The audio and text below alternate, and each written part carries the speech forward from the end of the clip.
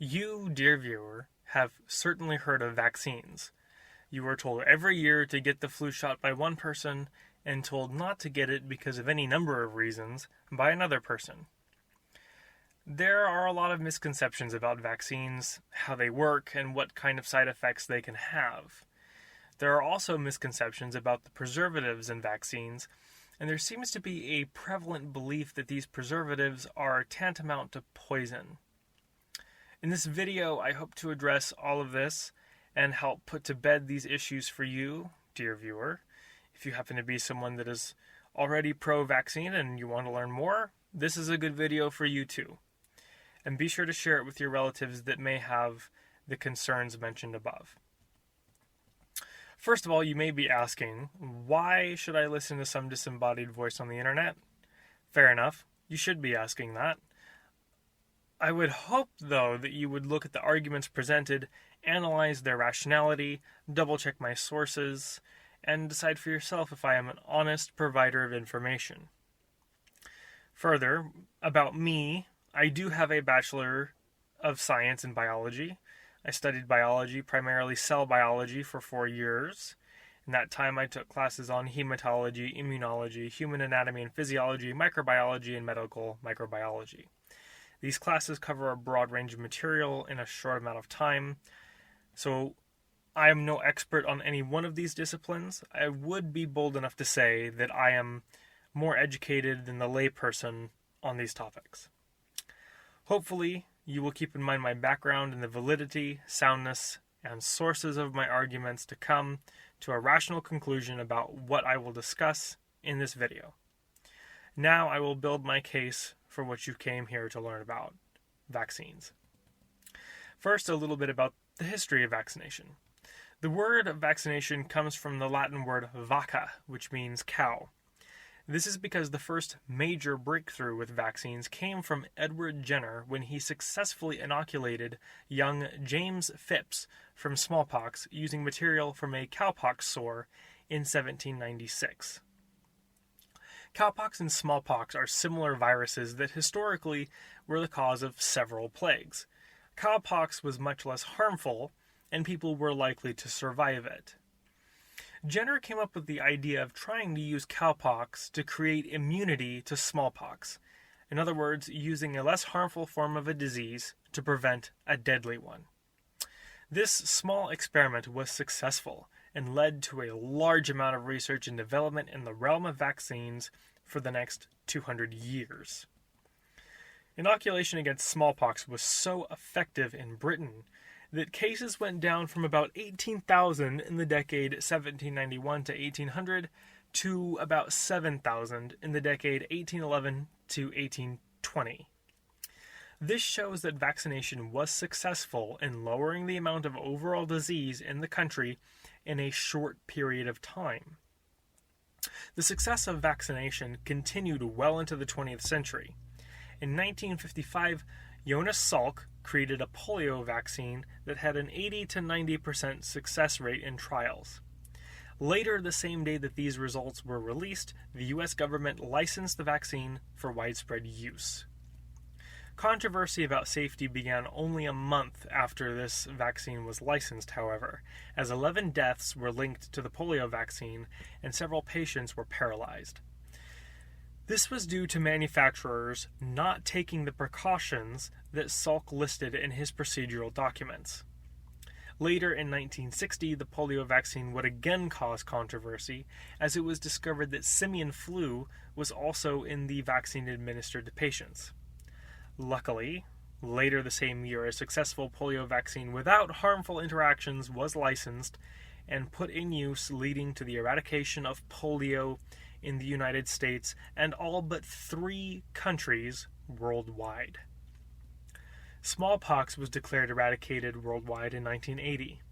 There have been no cases of diphtheria since 2004, a disease that was once the leading cause of premature death in children.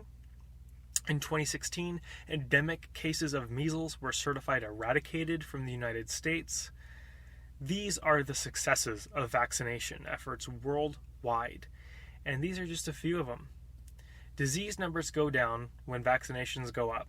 There are no two ways about this. The case is closed, right? Well, if you recall the issues with the polio vaccine early on, coupled with the notorious Wakefield study, you develop a recipe for skepticism, pseudoscience, and outright fear-mongering. If you're not familiar with the Wakefield study, allow me to explain. In 1998, a doctor named Andrew Wakefield conducted an experiment that showed the MMR vaccine was linked to rising autism rates in children. This was considered at the time a devastating mark against vaccines. To corroborate, scientists immediately conducted a plethora of similar experiments. The problem was, no one was able to replicate Wakefield's results. After this, the journal that published the study, The Lancet, disclosed that the study was paid for by lawyers representing disgruntled parents who received the news that their child was autistic shortly after receiving the MMR vaccine.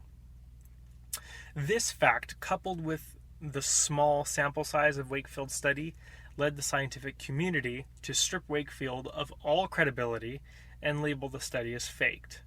Rightly so in all counts. Unfortunately, the damage was done. By 2011, already incidents of measles had gone up, as only 89% of 2-year-old kids received a dose of the MMR vaccine in the United States and France. The target for herd immunity is 95%. Of course, as stated earlier, 5 years after this, the endemic cases of measles are no longer an issue in the United States. This still means that someone leaving the US can get measles and bring it back. Our battle with measles is not over, but we have measles on the ropes. There is light at the end of the tunnel here. Cases have been going up recently in the United States, but only in localized hotbeds of anti-vaccination communities. The evidence continues to plainly show that when people are vaccinated, disease rates go down, and when people are not vaccinated, disease rates go up. Many people now are concerned about vaccines for two main reasons: vaccine injury and preservatives. Vaccine injury is when a person has a negative reaction to a vaccine, more specifically, one or more of the individual components of the vaccine. This is usually in the form of an immediate allergic reaction, the kind where you get hives or your throat swells up. It's called anaphylaxis. It's the kind that you need an EpiPen for. And this is the reason that children are given vaccines in a medical facility. It is so that if life-saving treatment must be administered immediately, it can be. And the rate at which this occurs cannot be directly measured, but we do have numbers for people compensated for vaccine-related injury. In this case, for every 1 million vaccines, one person was awarded retribution for an alleged vaccine injury.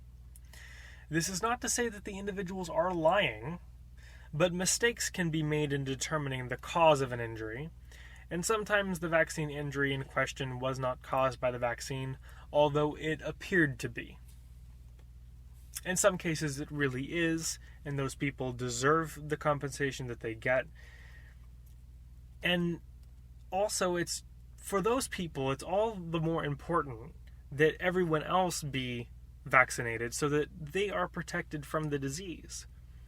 If somebody's incapable of getting a vaccine, they are depending on everybody else who can to be vaccinated, to potentially save their life. It's just one other thing to consider. Vaccine preservatives, to switch gears here, are chemicals added to a vaccine to extend their shelf life. They are like any other preservative, and they also must be tested for safety. And the biggest controversy is over the preservative thimerosal. That is because thimerosal has mercury in it, which in large enough doses is toxic to humans. Mercury toxicity most commonly manifests in the brain and is associated with the following symptoms: fatigue, depression, sluggishness or lethargy, irritability, and headaches. The amount of mercury required to produce these symptoms would need to cause your blood levels to be at 50 micrograms per liter, well above the normal 10 micrograms per liter.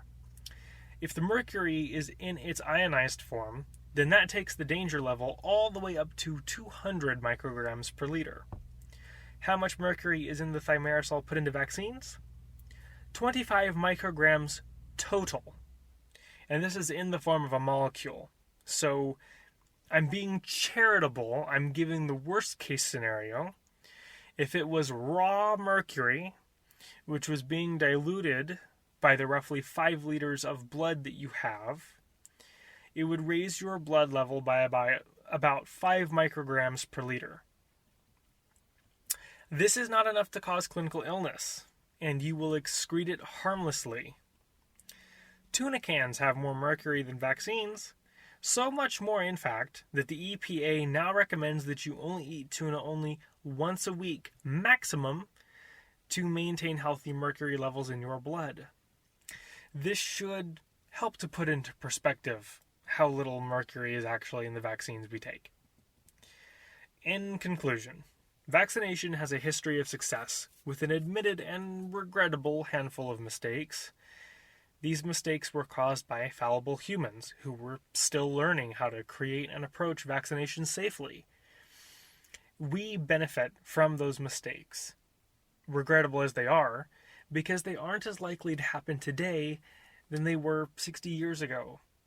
We benefit from the 200-year history of research and development and improvement of science, medicine, and research literature on this subject. For these reasons, you can trust a doctor when they tell you it's beneficial for your child to receive a vaccine, or when they tell you that if you don't get a vaccine, you are at risk for a host of health issues resulting from complications from viruses or other infectious agents. In a time when a worldwide pandemic is once again causing concern over what to do and who to trust, there is at least some comfort that it is safe to predict that once the vaccine arrives, this virus too will join the list of diseases that were beaten by humanity's strength of resolve and ever-learning mind. I hope I've given you some things to think about. Thanks for listening, and as always, we'll see you in the next one.